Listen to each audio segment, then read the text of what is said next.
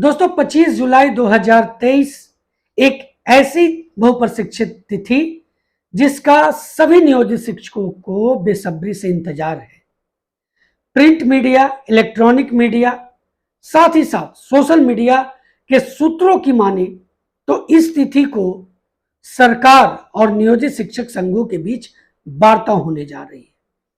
जैसा कि आप जानते हैं कि जैसे ही 11 जुलाई का जो महाआंदोलन हुआ नियोजित शिक्षकों का, उसके बाद सरकार ने एक सकारात्मक रुख अख्तियार किया और उसके तहत नियोजित शिक्षकों के साथ वार्ता करने को तैयार हो गई कि मानसून सत्र के बाद सरकार इन सभी नियोजित शिक्षक संघों यानी प्राथमिक से लेकर के उच्चतर माध्यमिक तक के जो संघ हैं उन सभी संघों से बात करेगी। अब दोस्तों यहां पर जो सबसे महत्वपूर्ण बात है कि 25 जुलाई को एक तरफ नियोजित शिक्षकों का कहना है कि राजकर्मी का दर्जा को लेकर के हम चर्चा करेंगे, बात करेंगे सरकार से। सरकार का कहना है कि नियोजित शिक्षक की समस्याओं को सुना जाएगा। अब इस 25 जुलाई की जो बैठक होने जा रही है नियोजित शिक्षक और सरकार के बीच, उसमें किन मुद्दों को रखा जा सकता है, कौन से मुद्दे प्रमुख होंगे, क्या सीधे सीधे नियोजित शिक्षकों को राजकर्मी का दर्जा मिल जाएगा या फिर सरकार इसमें भी कुछ अलग रास्ता तलाशने की कोशिश करेगी। इसी पर आज मैं आपके साथ चर्चा करने जा रहा हूं। बहुत इंपॉर्टेंट वीडियो है, इसमें जो महत्वपूर्ण बातें हैं वो मैं आपके बीच में रखूंगा।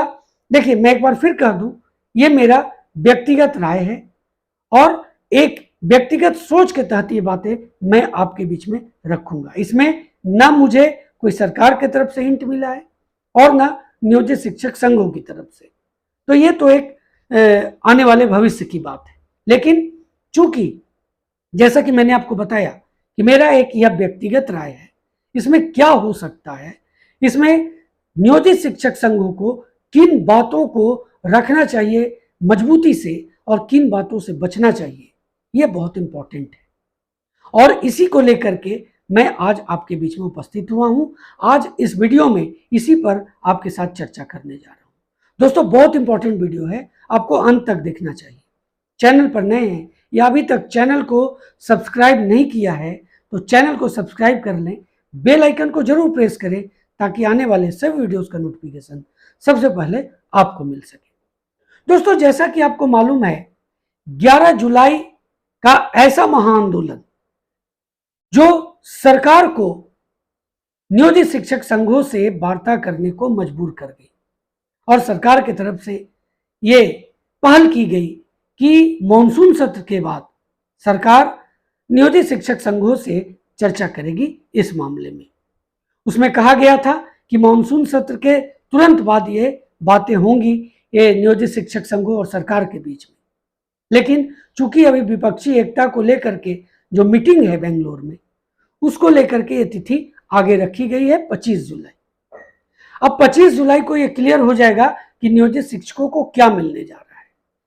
देखिए, नियोजित शिक्षक संघों की तरफ से जो बातें लगातार कही जा रही है कि बिना शर्त राजकर्मी का दर्जा दिया जाए और कोई मांग नहीं है, सिर्फ एक मांग है और वो क्या है कि सरकारीकरण यानी राजकर्मी का दर्जा देना। चूंकि ये चीजें कहां से उत्पन्न हुई, ये बातें उत्पन्न हुई जब से जो नई नियमावली आई और उसके बाद जो बीपीएससी के द्वारा ये जो एग्जाम होने जा रही है 1,70,000 सीटों पर, जिसकी आवेदन तिथि भी बढ़ा दी गई है।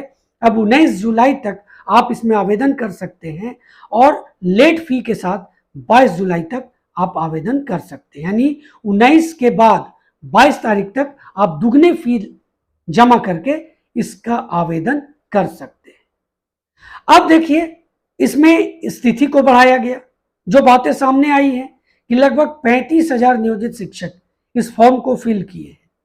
इसमें भी जो बातें आई हैं वो यह आई है कि इसमें जो 35,000 जो संख्या है उसमें ज्यादातर संख्या छठे चरण के शिक्षकों का है, जिनका बेसिक अभी जो वर्तमान बेसिक यहाँ इस एग्जामिनेशन के तहत, इस नियमावली के तहत जो राजकर्मी के लिए होने जा रहा है एग्जामिनेशन, जो टीचर के रूप में आएंगे वो सभी राजकर्मी होंगे, उसमें जो वेतन निर्धारण किया गया है उसके वेतन निर्धारण से अभी छठे चरण का जो वेतन मिल रहा है वो कम है, इसलिए उन्होंने सीधे सीधे आवेदन किया है।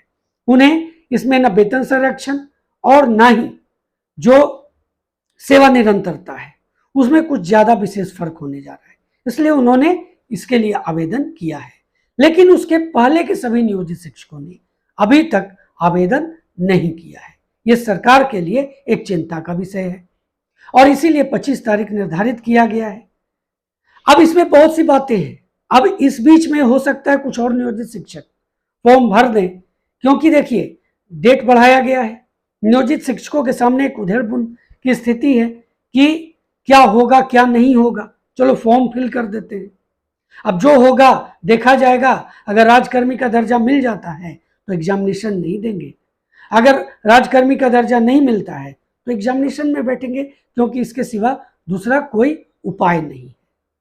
चलिए मेन मुद्दे पर आते हैं जो 25 जुलाई को होने जा रही है।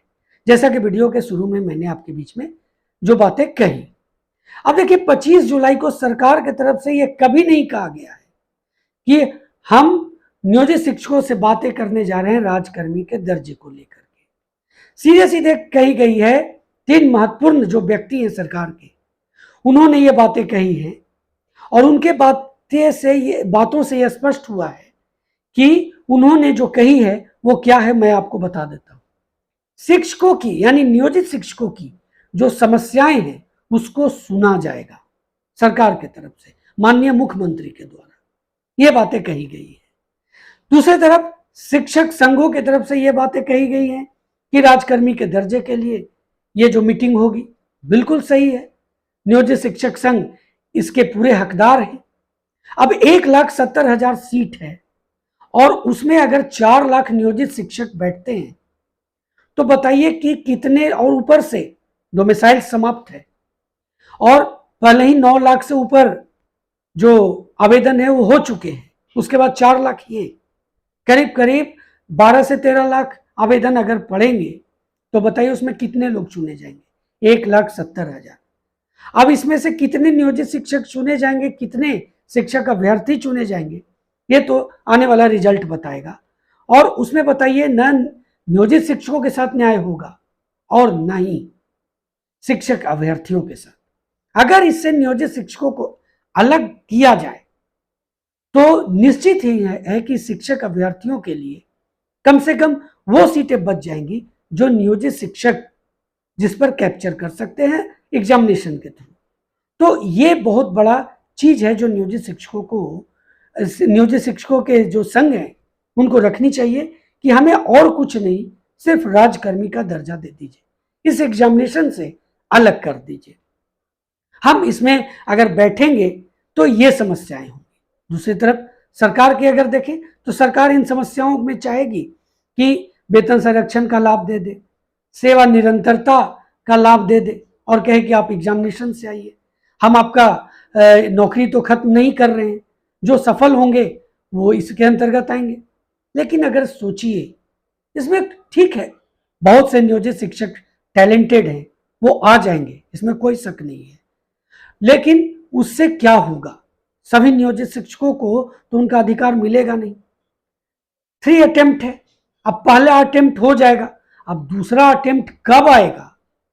4 साल के बाद ये बहाली हो रही है, 2019 से स्टेट वाले पास होकर के इसका इंतजार कर रहे हैं, अब अगला कब आएगा?